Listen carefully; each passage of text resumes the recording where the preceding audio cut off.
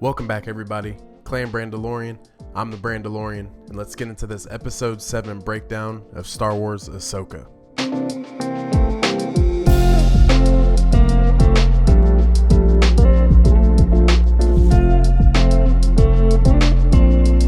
And with this episode being titled Dreams and Madness, we had a lot to expect. But as always, we had a beautiful start panning over the beautiful planet of Coruscant. And Hera is at a meeting that is briefed by Mon Mothma and others among the council, and this is kind of sticky for Hera. And Hera's telling the entire New Republic group that there's a lot of Imperial remnants happening throughout the galaxy. And Xiono's just being very weird towards Hera, just being very rude, not even really listening to her, as she's trying to explain why she went on this mission. And Xiono thinks that there is no threat coming to the New Republic. And it was really cool. We got to see Carson Teva, and he actually brought up some of the events that happened on Mandalore. This series of Ahsoka is taking place right after Mandalorian Season 3. And I think it was really cool we got a Moff Gideon name drop. That wasn't expected, but good little treat to throw in there. And of course, like the last video I did, there were rumors that we would see C-3PO, and of course, we get our guy back. And C-3PO did come with a data transfer, and on this transcript, it shows that Leia did grant Hera permission to go to Cetos. And then it came out that Xiono actually had a vote against the New Republic and what Hera's decisions were. So he's just kind of doing that and scheming on the low. Xiono's a hater. And after the briefing, Mon Mothma does address Hera. She asks her if the threat of Thrawn returning is actually real. And long story short, Hera tells Mon Mothma that they need to prepare for the worst. So just right here, this just makes the show, 10 times better because there's actually a fear of Thrawn coming back. After the title card, we do get the Purrgil going through hyperspace, and we get a beautiful scene. It's a hologram message that Anakin had left Ahsoka during the Clone Wars. Ahsoka is training lightly with her lightsabers just in case for any combat that will happen on Peridea once they arrive. Anakin does tell Ahsoka about General Grievous, Asajj Ventress, and Count Dooku. And of course, with these clips being during the Clone Wars, it makes a lot of sense. They were big threats during that time. So just to get some of those characters name dropped, it's always a good feeling for Star Wars fans. It makes the story seem more intertwined with the original Star Wars universe that we know about. And right as they drop out of hyperspace, they enter a minefield that Thrawn had sent out into orbit around Peridea. And since the Purrgils are very big creatures, they do take a lot of the blows, and then they do enter hyperspace again to leave. Ahsoka and Huyang then drive into the ring, which is a Purrgil graveyard that surrounds the planet. And then the Eye of Sion does drop some units that follow Ahsoka into the ring. And then we finally see Thrawn again. Enoch tells Thrawn that Ahsoka has entered the area, and they are currently looking for her whereabouts. Morgan Elsbeth then hands Thrawn an Inquisitorius databank. And this is an Inquisitorius databank. So this has all information about past and previous Jedi, who their master was, what planet they're from, when they got into the Jedi Order. So Thrawn then finds out that Anakin Skywalker was Ahsoka's master.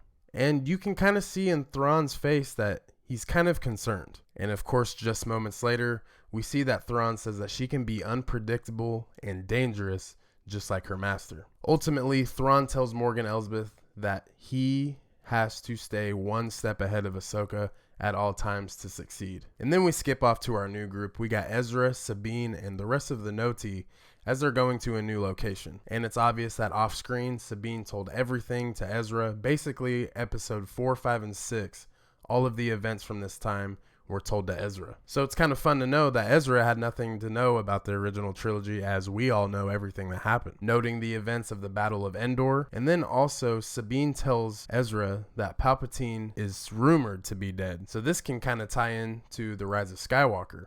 Somehow Palpatine returned. Ezra also mentions that being back home would be very important to him. Baylan and Shin overlook the range as they see the Noti, Sabine, and Ezra moving quietly down the trenches, and it seems that they have teamed up with the bandits. Back on the Chimera, we do see the Night Sisters going up with Thrawn, and they locate where Ahsoka is hiding in the rings. Ahsoka then reaches out through the Force to try to get a hold of Sabine, and the connection goes through. Baylan then orders Shin to go and kill Sabine and Ezra, locking in a place for her in the Empire. And as Shin asks Baylan what his plan is, he says he has something else in store for his future. His path lies elsewhere. Shin then arrives to confront Ezra and Sabine, and we still see that Ezra still has his humor. In a good little nod, Sabine does tell Ezra that Shin Hati is just like him, but without a humor. And yes, she does use a lightsaber. Ahsoka then jumps off the T6 to confront Baylan. This is a good reunion between the two because the last time we saw Ahsoka and Baylan together, Baylan ultimately won. Ahsoka now finishing her training, becoming the person she is now.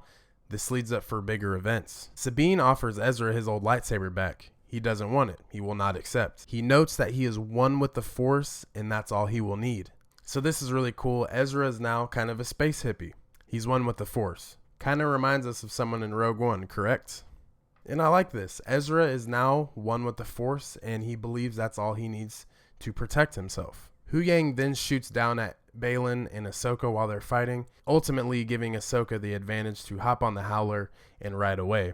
And after Ahsoka gets away, Baylan looks very conflicted. Thrawn and Morgan are now looking at a hollow board that basically looks like a checkers board, has everyone's movement and where they're going, and then he looks and notices that one person isn't there. Thrawn then puts the pieces together and understands that Baylan is not with them anymore, ultimately hinting at this is a loss that they are willing to take. If Baylan was to stick around, they would have won, no questions asked. So Thrawn thinks highly of Baylan, but knows he isn't reliable. So this is going to be really cool to set up for next week as well. And after a small battalion of night troopers are sent to the area, some of them die and they don't emit green smoke.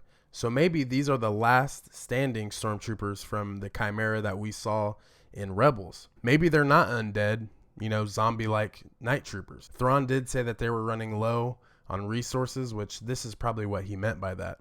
So we probably will see undead night troopers in the next episode. And then once the last standing night troopers leave the scene, Shin is then confronted by Ahsoka.